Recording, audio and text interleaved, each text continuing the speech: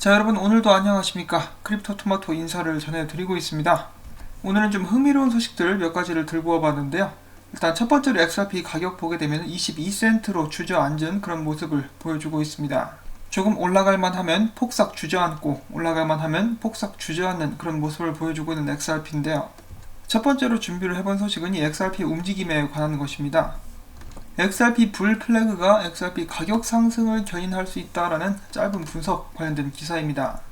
지금 보시는 차트는 1시간 봉이라고 하고 있고요.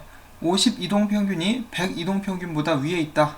지난 12월 5일 골든 크로스가 나왔고 가격이 이동평균선들보다 위에 위치하는 것도 긍정적인 신호다. 이 맥디 역시 상승 크로스를 내는데 결론, 여기서 가격이 올라가게 된다면 24센트까지 갈 수 있다. 쥐똥만큼 올라가는 거죠. 24센트. 그래도 24센트라도 일단 가면 좋겠습니다.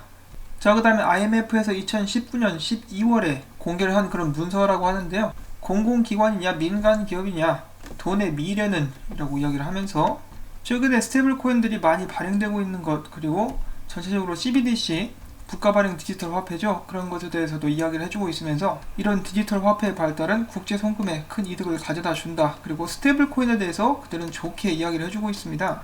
전 세계적으로 스테이블 코인이 지불 관련해 가지고 큰 이득을 가져다 줄 것이다 라고 이야기를 하고 있는 것이죠. 이 스테이블 코인들이 발전하면 발전할수록 더 많은 종류의 디지털 화폐들이 발행되면 될수록 이 중간을 이어주는 다리 역할 또 중요하게 부각될 것 같습니다. 자, 그 다음에는 리플넷에 새로운 멤버가 가입했다는 소식이 나와 있는데요. 회사 이름은 3S 머니클럽이라는 곳입니다. 이들은 디지털 B2B 송금을 지원하는 은행 플랫폼으로서 아무나 사용할 수 있는 그런 서비스가 아니고 지정된 사업체들만 사용할 수 있는 그런 서비스라고 하고 있고요. 본부는 런던에 있습니다. 또 영국이죠. 3S 머니 측은 또한 이런 설명을 더했는데요. 세계적으로 성장하고 있는 리플넷에 가입함으로써 국제 지불을 실시간으로 안정되고 효과적인 가격에 진행할 수 있게 되었다. 리플넷 멤버들은 서로 메시지를 주고받을 수 있고 확실한 하나의 프로토콜을 통해서 실시간으로 견적을 내고 지불을 가능하게 한다. 또한 CTO가 이야기하기를 리플넷 멤버들은 하나의 API만 사용하고 있으며 이를 통해서 가입 멤버 모두와 소통할 수 있고 서로를 통해서 세계적으로 빠른 지불을 가능케 한다. 리플넷에 가입하는 장점에 대해서 또 이야기를 해주고 있죠. 자, 이렇게 해서 리플넷 가입 멤버가 하나 더 늘었습니다. 더 많이 늘어나면 늘어날수록 리플넷은 더욱더 강화되게 될 것입니다. 자, 그 다음엔 말레이시아의 루노머니라는 거래소가 있는데요. 여기서 XRP를 상장할 계획이다 라고 합니다. 자, 근데 상장하는 것도 좋은 소식이긴 한데요. 조금 더 깊이 들어가 보면은 말레이시아의 SEC가 XRP를 이제 좀 인정을 했다, 그런 식으로 기사가 나오고 있어요. 그러니까 승인을 받았다라고 하죠. SEC로부터. 이처럼 말레이시아 SEC로부터 승인을 받은 암호화폐는 3개가 있는데 비트코인, 이더리움, XRP입니다. 국가로부터 인정을 받은 것은 이제 굉장히 좋은 소식이다라고 볼 수가 있겠고요. 또한 더 나아가서 루노 거래소 같은 경우는 사용자들에게 각각 암호화폐들의 역할에 대해서 또 알려주기도 한다라고 합니다. 비트코인 같은 경우는 가치 저장 수단으로서, 이더리움은 스마트 컨트랙트, 그리고 리플과 XRP는 송금을 위한 서비스, 각각의 블록체인의 기능에 대해서 딱 나눠가지고 사람들에게 알려주고 있다라고 하니까 이 또한 좋은 예다라고 볼 수가 있겠습니다. 또 당연한 이야기겠습니다만 모든 암호화폐는 그 사용처를 확실히 해야겠죠. 자, 그 다음에 오늘의 하이라이트 소식이라고도 볼 수가 있는 것인데요. 어찌 보면 그다지 중요하지 않다라고 생각하시는 분들도 계실 텐데 바로 거슬러 올라가서 2016년도에 XRP를 사용을 했었던 그런 은행들의 명단에 관한 것입니다. 12개 은행들이 있었는데요. 저희가 그런 부분에 대해서 알고는 있었죠. 2016년도에 사용했었던 은행들이 있었다. 그런데 어떤 은행들이 사용을 했었는지, 테스트를 했었는지 구체적인 내용이나 이름들은 영상에서 다룬 적이 없었죠. 오늘은 그 명단들에 대해서 잠깐 알아보는 시간을 갖게 될 텐데요. 일단 이 사갈 사부하이씨, 최근 밀큰 인스티튜트에서 주최를 했었던 이 포럼에 나가가지고 그들이 2016년도에 어떤 일을 행했는지에 대해서 이야기를 해줍니다. Again, to tell you a story, 3 years ago, we actually experimented with 12 banks across different geographies who did not have pre-funding relationship with each other.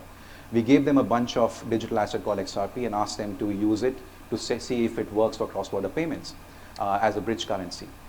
They came back to us after 6 months and they said, look, it works beautifully, but we cannot use this. And there are 2 issues with this. Number one, it's highly volatile, so we cannot use it. Number two, my regulator will never allow me to use this. There is no risk weighting to this, and it's too volatile. There is no way the central banks will allow me to use this. This was in 2015-16. So what we did was, and this is 3-4 years ago, before the whole concept of stable coins came into being. So we went back to the drawing board and came up with a new product, as I mentioned, ODL, on-demand liquidity. And basically what that product does is, through that product, banks do not have to hold a digital asset on their books. They could leverage that product, connect with a digital asset exchange, which mind you is fully licensed and supervised, and then leverage that exchange to source liquidity in real time. And because the entire transaction happens in less than 30 seconds, because of the speed of the ledger, the volatility risk is taken care of. So we removed the two big concerns that banks and payment providers had and almost productized it in a way, and then we launched the product last year in October. 자, 아무래도 여러분들께서 이미 알고 계시는 부분들이 많을 것 같아요. 그래서 부각되지 않았던, 그 전에 잘 모르고 넘어갔었던 부분 위주로 짧게 요약을 해보자면은 2016년도에 리플사는 12개 은행들을 대상으로 XRP를 쓰게끔 했었습니다. 그 은행들은 서로 관계가 전혀 없는 이 프리펀딩 어카운트를 가지지 않은, 그러니까 각기 은행들은 예치금이 없었다라는 것이죠. 노스트로 보스트로 어카운트가 없는 상태, 그냥 생판 남인 그런 은행들이었었습니다. 그들은 XRP를 브릿지 커런시로 국제송금에 사용을 했었고, 6개월 동안 그들이 사용한 후 그들은 리플사에게 이렇게 이야기를 했습니다. 엄청나게 효과적이었다. 그렇지만은 XRP를 사용할 수는 없겠는데, 거기엔 두 가지 이유, 얼마 전에도 잠깐 다뤘었는데요. XRP 변동성이 너무 심하고, 무엇보다 우리 중앙은행들이 XRP를 들고 있도록 허락해주지 않을 것이다 라는 것이었습니다. 이것은 스테이블 코인 개념이 나오기 전에 일어났었던 일이었고요. 그때 당시는 뭐 XRP 이런 것이 전혀 없었죠. 이런 일이 있고 난 후에 리플사는 회의를 가졌고, 이런 단점을 해결하기 위해서 나오게 된 시스템이 XRapid, 그리고 지금은 ODL인 실시간 유동성입니다. 기본적으로 두 가지 문제를 이렇게 해결할 수가 있었다라는 것인데, 그때 XRP를 써보고 굉장히 만족했었던 12개의 은행들, 바로 이름들이 여기 나와 있습니다. 자, 어떤 은행들이 3년 전에 이 호랑이 담배 피던 시절에 XRP를 사용을 해보고 만족을 했었는지 또 잠깐 보도록 하겠는데요. 첫 번째는 유명한 바클레이입니다. 영국의 멀티내셔널 투자은행이라고 알려져 있죠. 이 국가들도 한번 주의를 하셔가지고 들어보시면 좋을 것 같습니다. 자, 그 두 번째로는 BMO 뱅크, 캐나다에 있는 멀티내셔널 인베스트먼트 뱅크, 비슷하죠? 국제적인 투자은행입니다. 자, 그 다음에 CIBC, Canadian Imperial Bank of Commerce라고 되어 있죠. 상업은행이라고 볼 수가 있는데 캐나다에 위치를 하고 있습니다. 본부는 토론토에 있고요. 그들의 주식은 82불 정도가 된다는 것을 또 볼 수가 있겠는데요. 자, 그 다음으로 보게 될 은행은 인테사 상파울로, 이탈리아에 있는 은행이다 라고 이야기가 되고 있죠. 다음 은행으로는 MBL, 맥쿼리 그룹입니다. 호주에 있는 다국적 투자은행, 앞에랑 비슷하죠. 주식도 이제 92불 정도 되는 큰 은행이라고 볼 수가 있겠습니다. 다음 은행은 넥티시스라고 되어 있는데 프랑스의 투자은행이고요. 그 다음 은행으로는 놀디아 그룹의 놀디아뱅크, 덴마크에 위치를 하고 있습니다. 여기 은행의 CEO가 작년에 이렇게 이야기를 해줬었죠. 리플과 R3가 이제 법정에서 공방을 벌이고 난 후 그들이 화해하고 같이 일을 하게 될 것이다, 그런 언지를 줬었던 그 은행입니다. 그 다음에 여러분들도 다 아시는 로열 뱅크 오브 캐나다, 그 다음 은행은 마찬가지로 캐나다 은행인데요. 스카티아 뱅크라고 되어 있습니다. 다국적 상업은행이고요. 그 다음으로 XRP를 사용했었던 은행 센트앤드루 뱅크입니다. 이 설명이 필요 없죠. 그 다음은 또 다른 호주 은행인 웨스트팩. 이렇게 해서 12개 은행들을 잠시 알아봤는데요. 이 대부분의 은행들이 캐나다와 호주였었고, 이때 당시 테스트를 했었던 은행들 중에 리플넷에 가입한 은행들도 굉장히 많이 있었고, 저희가 추측을 해볼 수밖에 없겠지만 공개가 되지 않은 리플사의 파트너 안에 들어가 있으면서 XRP를 계속해서 테스트를 하고 있었을 수도 있겠습니다. 자, 그리고 제가 캐나다 은행들이 많았다라고 말씀을 드렸었는데, 전에 코리 존슨이 올렸다가 삭제한 사진이 있었습니다. 바로 코리 존슨과 캐나다 총리가 악수하는 장면. 그러면서 코리 존슨은 이것은 중요하다라는 말을 남겼는데요. 저희가 표면적으로 아는 것 외에 더 많은 것들이 진행되고 있다는 것을 충분히 예상을 해볼 수 있는 그런 부분이라고 볼 수가 있겠습니다. 자, 그렇기 때문에 미국에서 캐나다로의 송금로도 열리게 되지 않을까라는 그런 생각도 해보고요. 호주 은행들도 많았었는데 지금 호주 쪽에 실시간 유동성이 열렸죠. 저는 처음에 왜 호주 쪽에 송금로가 먼저 열렸을까 약간 의아한 그런 생각을 가져봤었습니다. 그런데 호주 쪽에 이미 XRP를 테스트를 했었던 은행들이 꽤 많이 있었기 때문이다라는 것을 이렇게 연관을 시켜볼 수가 있었고요.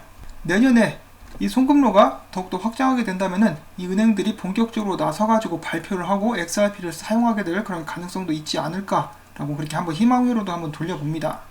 역시 우연이라는 것은 없고 저희가 눈에 보이는 것이 다가 아니다라는 것을 다시 한번 또 깨달을 수가 있었던 그런 예가 아닌가라고 생각을 해볼 수가 있었는데요.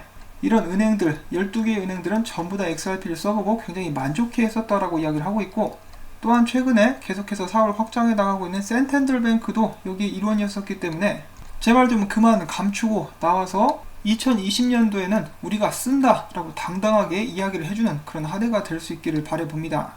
자, 저는 굉장히 좀 재밌는 소식이라고 생각을 해서 여러분들께 전달을 해드렸는데요. 여러분들께서 즐겁게 들어주셨을지 모르겠습니다. 도움이 되셨거나 재밌었다면은 이 구독과 좋아요, 그리고 제가 계속해서 이렇게 열심히 정보 수집하고 영상 만들 수 있도록 광고 시청, 광고가 마무리될 때까지 영상 재생을 여러분들께 꼭 부탁을 드리고 싶습니다. 도와주셔서 정말 감사드리고요. 전 다음에 또 새로운 소식 가지고 찾아뵙도록 하겠습니다. 안녕히 계십시오.